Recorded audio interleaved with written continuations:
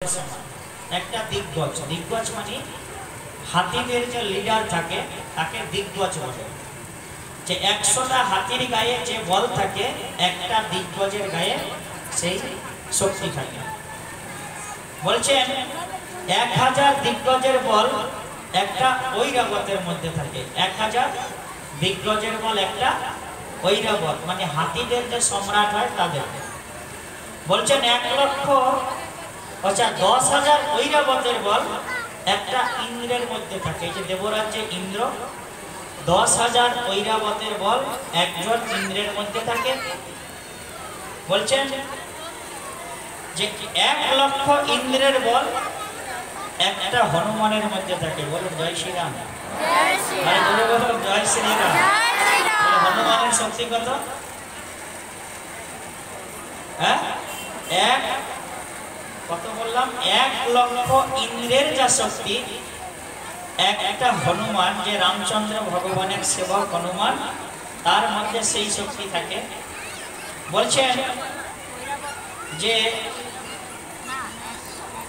10,00,000 হনুমানের বল বলরামের এক মুষ্টির মধ্যে থাকে। 10,00,000 হনুমানের যা শক্তি বলরাম এক পাঞ্চ করবে তাতে। বলুন জয় বলরাম। জোরে বলুন জয় বলরাম। এই তো আপনাদের সামনে আছেন ডান দিকে, মানে আমার ডান দিকে আপনাদের বাঁ দিকে। বলুন জয় বলরাম। আরো জোরে বলুন। তাহলে কি বললাম? কত কত আছে?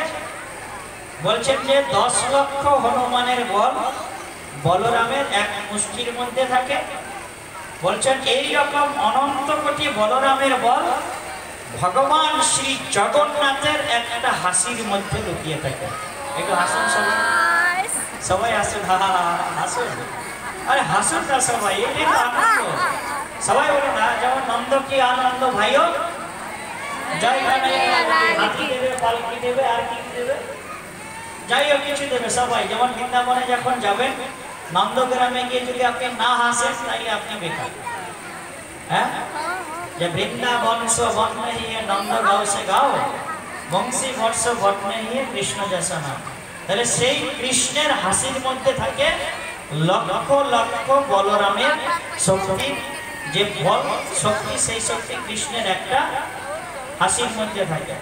এইবারে আসল জায়গায় আসছি। হ্যাঁ, বলছেন যে এই রকম অপার শ্রীকৃষ্ণের বল, মানে এই রকম আনলিমিটেড শ্রীকৃষ্ণের যে শক্তি রয়েছে, সেই সমস্ত শক্তি চূর্ণ হয়ে যায় শ্রীমতী রাধারানীর চরণের একটু ঘুমরুর আওয়াজের মধ্যে। বলুন শ্রীমতী রাধারানী কি?